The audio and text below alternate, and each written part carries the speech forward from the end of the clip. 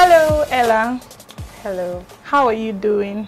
I'm doing very well. You look beautiful, by the way. Thank you. Is this how you come to work every day? Or? Yes, sometimes. I see. Yeah. You're doing very well for yourself. Thank you. How is the business going generally? And how have you been coping? Well, it has been a struggle, and I must say it has been not easy. Yeah. But we try to learn and unlearn from our mistakes and, push on. Wow, that's good. I like that statement. Learn and unlearn. Yeah. So, why shoemaking? Like, what inspired you to go into this business, knowing that there's going to be a lot of challenges with the male and as a female in this industry? How has it been like for you, and what really inspired you in wanting to take this decision, and you are still doing very well? Well, when you asked that question, why shoemaking, I just smiled because all my apprentices in this shop and all the people that have gone through me, they know that question. That is the first question I'll ask you, because I say when purpose is not known, abuse is inevitable. Wow. So you have to know the reason why you do what you're doing. Yeah. So first of all, I'm in love with shoes. Shoes are my first best thing. I have this ideology or a theory that says whatever footwear you put on changes your whole appearance. Yeah. I could be wearing a jean trouser and a round neck shirt, and I wear heels. I look different. Yeah. When I wear sneakers, I look different. When I wear slippers, I'm passing a different message. Yeah. So I love the courage shoes give. So that is why I went into shoes. Wow. Yeah. That's really interesting. I love that statement you just made. Like, you talked about passion, right? Yeah. So shoemaking has always been your dreams, right? Will I say has always been? Depends on how far back we're talking about. Okay. So I've always wanted to make shoes from my 400 level. Okay. I studied architecture in school. So when I was in school, I used to do all this. I used to play with leather a lot. Okay. I do leather wristbands and leather accessories. Then some of my customers were like, "Come on, if you can handle leather, you can make shoes. Wow. Let's do this." Yeah. Then I made my first footwear with OPM, other people's money. Yeah. That's a new one. I haven't heard that before, actually. Yeah. Oh, wow. Wow, you're doing really well for yourself. So, like, these are all your products, right? Yes. Wow, they are really beautiful. So, is it just, how do you do your shoes? Like, do you produce them, supply them to companies, or you just do them, sample them in your showroom, and people come to pick? What's your method of selling? Okay, I like to apply all methods of selling because we are in Nigeria, so whatever works for A might not work for B. Yeah. So I initially started as a bespoke shoemaker, meaning tailored to your specifications. So you place order for what you want, and we get it according to what you want, your color, your size, everything. Just like I'm going to place order for what I want because I'm seeing a lot of things that I want here already. Okay, yeah. So we started with that bespoke shoemaking. Then we started getting calls from people who own shops, boutiques and supermarkets, and they want us to produce. Then we have school children we supply to. Wow. Yeah, so we just basically apply all kinds of marketing. We do the physical marketing where we produce and keep. We also do online marketing because our online market is the biggest we have right now, because people want to they see the pictures and they place order for what they want, and at least they can trust your brand to deliver. Wow, that's really interesting. So we're going to be asking, like, there are so many entrepreneurs out there, or there are so many people who have dreams of doing what you're doing right now, and sometimes they are scared. They might be scared of failure, they might be scared of so many things. Like, what do you think? Like, when you started this business, was there anything like fear in your heart, like you were not going to be successful? What was going to be your plan B if you didn't do well in this industry? Whew. That is a question that has, you didn't see it. You went somewhere to bring it up. Okay, so have I ever had any thought of failure. Yeah, challenges. I've closed my shop 4 times. Woo! You hear that? 4 times. Wow. Yes, 4 times. Wow. I have, the first time, I cried. I went to the person who trained me. I went to him, I said, sir, I know they do it again. Wow. I am tired. You almost gave up. I almost gave up because I had a lot of issues. The way I entered into the industry was not really the conventional way that people come into the shop and sit down and train for months. I didn't have that luxury of time. Like I said, I studied architecture, so imagine I was running my master's, doing shoemaking. It was not easy at all. So, but I just kept on learning on the job. Wow. That's why it was not so easy for me. So, I have this kind of mindset that failures only teach me what I should do better. Wow. Yeah. So right from when I started doing, right from when I started doing business, I learned that I have a mentor. I'll have to mention my mentor's name, Pastor Abu Jibril. He's someone who has shaped my mind and made me see that impossible is nothing. Yeah. Okay, so it's just about the state of your mind. Okay. How accommodating is your mind? Okay, I usually tell people around me that you have to speak what you want yourself to be, and it happens. This is not a spiritual thing. This is a thing of the universe. It happens. It's just a general, natural thing that when you speak success will happen. Even when you speak failure, as in when failure comes and you don't speak it as it is, then it goes away. So whenever I have any roadblocks, I don't really see them as roadblocks. I see them as like a window for a bigger opportunity. So all the times I had issues, the first thing I was thinking was, what is the next step? What do I do next? And that has been pushing me. Thank you very much. Okay, so what is the biggest risks you've taken on this journey so far? Okay, the biggest risks I've taken on this journey is bagging my architectural certificates. Okay, so the biggest risks I've taken is depending solely on this entrepreneurship. That okay, let's do this. If it doesn't work out, it doesn't work out. I decided that I wasn't going to work for anybody. Wow. It has not been an easy journey so far. I've tried to work for several people. Truthfully, it has not really worked out because entrepreneurship is something that is time demanding. Even if you want to maybe work for someone else and, use the capital to fund your business, it's never really easy, especially if you're someone who gives you 100%. So the biggest risk I've ever taken for the business is, just putting my all. Everything I have, I put it, my emotions, everything. Sometimes even before I even think of new clothes to wear or new foods to eat or whatever, I first think of the shop, your business first. What is D&L lacking? And it's like my baby. All right. You said something about you closing down your shop, like 4 times, right? If I'm not mistaken. So, like, how did you manage to come back?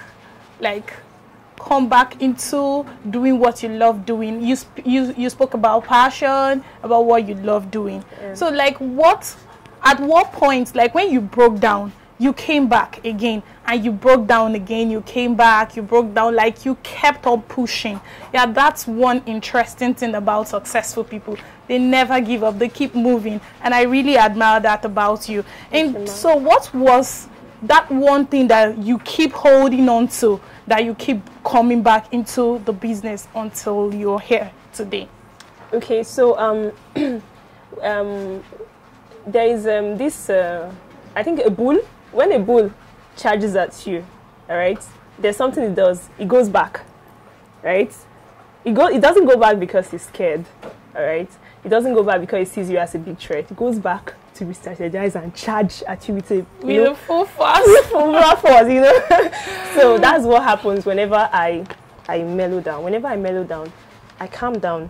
I now look at the business from an outside perspective. What did I do wrong?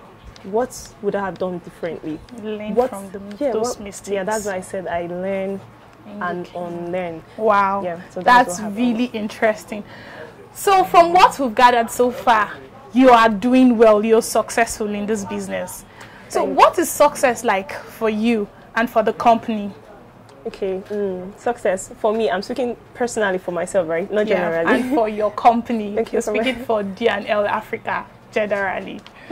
What's success? Yeah. Success is a state of rest, a state of peace. When you have peace with yourself and you've come to rest. Success for me is when I can sleep and I can tell myself that my business is going on without my physical presence there. Wow. So that is success for me. And as far as I'm concerned, even if I'm still on the journey to success, because of course success is insatiable. I'm on the journey to success, but it is it's just I feel satisfied every day knowing that I keep on impacting lives. And people can look back and say, I trained on that D&L and this is what I am today. All right, that's really good.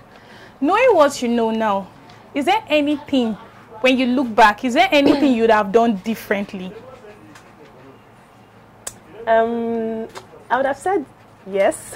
Okay. Seriously, so we are curious, what would that be?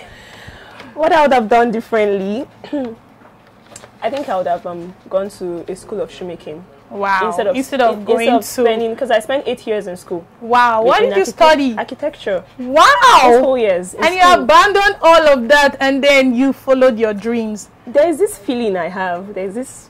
Permit me to use. There's this high I get when I'm in the shop. There's this satisfaction I get when I make a new footwear. And I don't really get it with architecture. Even if it's interesting, the hype, ooh, she's an architect, ooh, cool, and all of that. But... you know that you can't serve two masters. One has to suffer. You have to make a decision. And then shoemaking just topped the charts. And you sacrifice your... How many years did you say you spent in school? 8 years. 8 years for this. Wow. That's really interesting. Okay, so what are the future plans? Like, what are your future plans for the company? Okay, what should we be expecting 3 years from now, 5 years from now from D&L? Okay, I can't let all the cat out of the bag, of course, but I'll just give you a hint.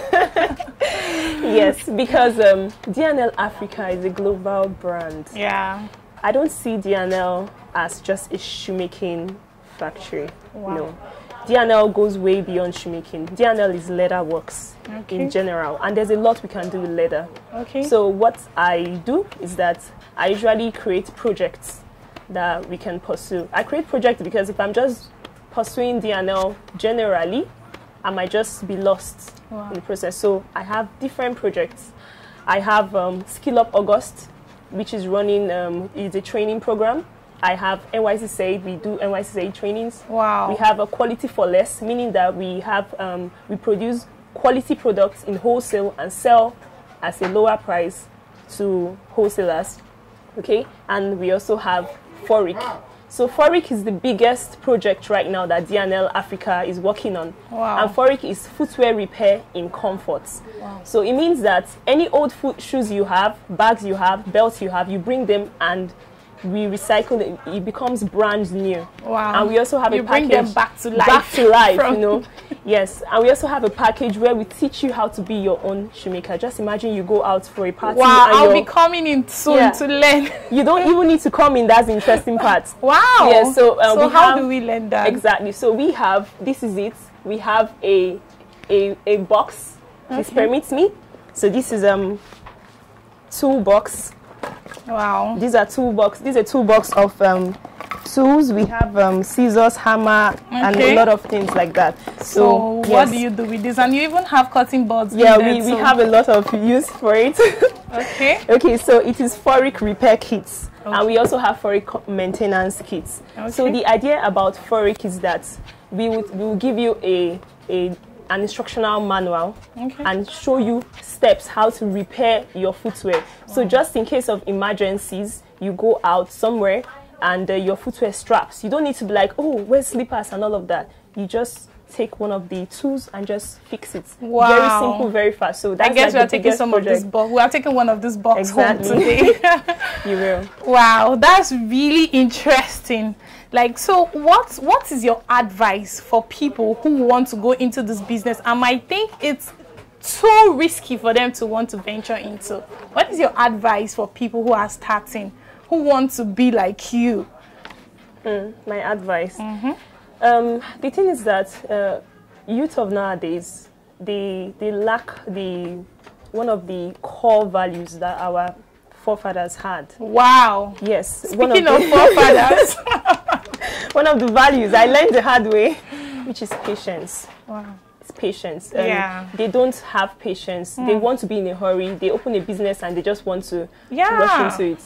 I've been into shoemaking for, this is my 9th year in shoemaking.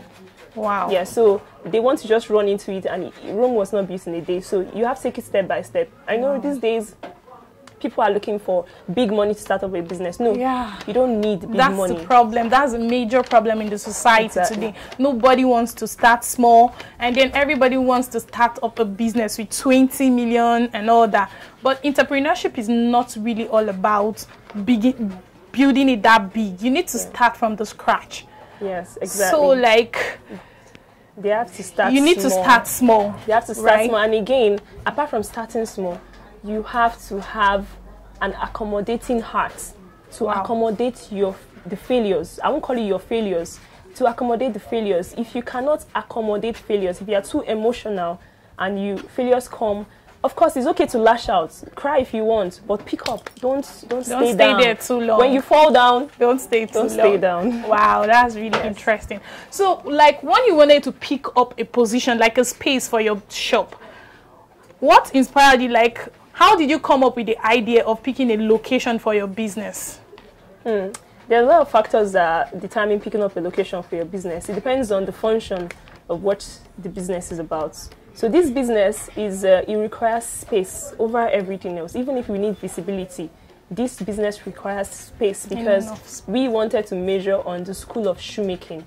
Like you see, this is D&L School of Shoemaking, because our main focus is to impact knowledge. If we can impact knowledge and have 8,000 people behind us and 8,000 people with us who trained with us, when we have our factory that is very wide, we just for us to go and pick these people who already have our thought process, and they can produce a lot of footwear. So the idea is that we picked a location that had space, all right, a location that was peaceful enough and people can concentrate, all right, that away from all the bustle and hustle of the road. Wow. So that's how we picked this location. Okay, like, aside this, do you have any side hustle?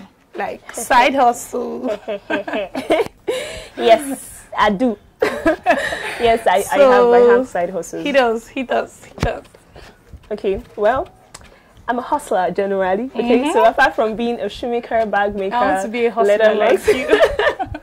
Leatherworks entrepreneur, we also do surprises. Okay. I'm a crypto trader too, so I believe in money there.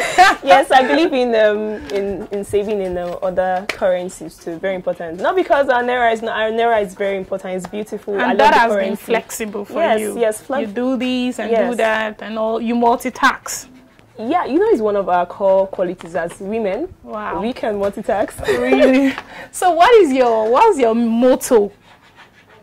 Okay, my motto is wear your imagination. Wow. D&L Africa, wear your imagination. Because really the imagination is very wide. And if you can bring out what you have in your mind, people's imaginations are very beautiful.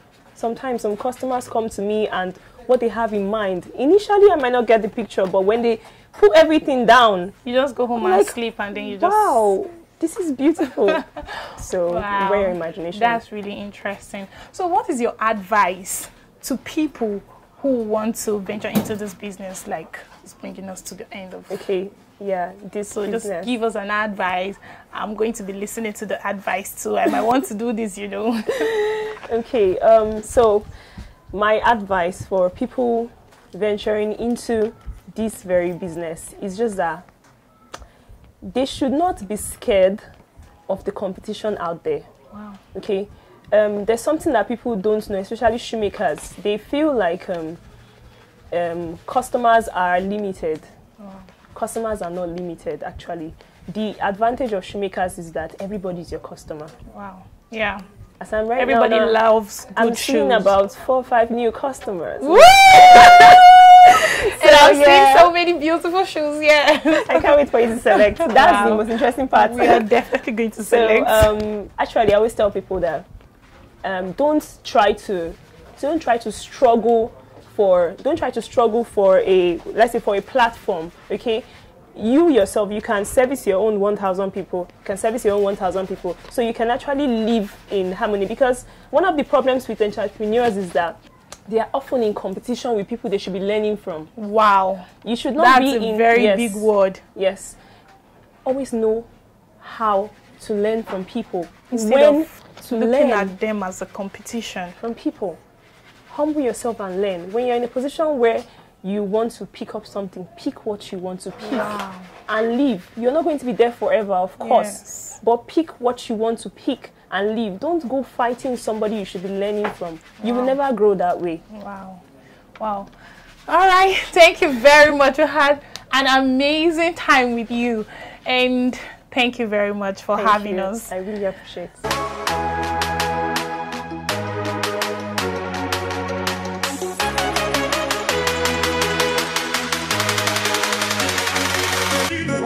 Be patient. I hope you learned something on today's episode. Till same time when we'll be bringing you another interesting topic on the entrepreneur. I am your host, Charity Opale, saying bye-bye. And don't forget to follow us on all our social media platforms. Facebook, LLTV, Instagram at LLTV.ng, YouTube, LLTV, and Twitter's Leaders and Life 1. I am your host, Charity, saying bye-bye.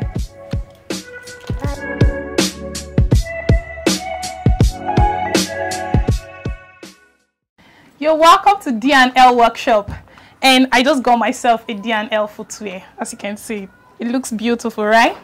So we have here, this is where they do all the shoes we see. So, and it's not just the shoes, we have bags too, and they also do shoes for adults. So we're going to be speaking to one of the apprentices. So you're welcome on the show. Okay, thank you. My name is Shaibu George Hope, an apprentice of D&L Africa Shoemaking here. All right. So you have a very good shoe here. It's beautiful. This is one of the shoes from D&L. Isn't it beautiful? So where do you get your materials from? Okay, on the material for making the shoes, we buy some materials here in Kubwa. We have a shop here opposite NYC Kubwa here, and we don't have the materials we need sometimes. We go to Nyanya leather market to get some materials, because that market is a larger market where they sell leather materials and skins and all other shoemaking materials over there. Okay, so what's the name of this material? This material? This is a shining fiance, a shining leather or shining fiance. Okay, you can use this on traditional, and you can also use it on the jean trouser, right? Yeah, sure. Wow. So do you make shoes for kids too? Because I can see one pair there. Yeah, we make shoes for kids too. Wow, this is really beautiful. Back to school, right? We are just resuming, so do well to get your kids' shoes from here. And this is going to last longer. But those of us who have kids who always rough handle their shoes, do well to patronize D&L. So, is this just for male, or you do for female too? This really is unisex. It's unisex, yes, because it's back to school. So both kids can use it, male or female, they can use it. And you people have bags too. So here is another beautiful bag. Wow, I'm loving it already. So this is really beautiful. So what's the name of this bag? This bag really the material. Okay, the material for this bag is, as you can see, it looks like a scaly material.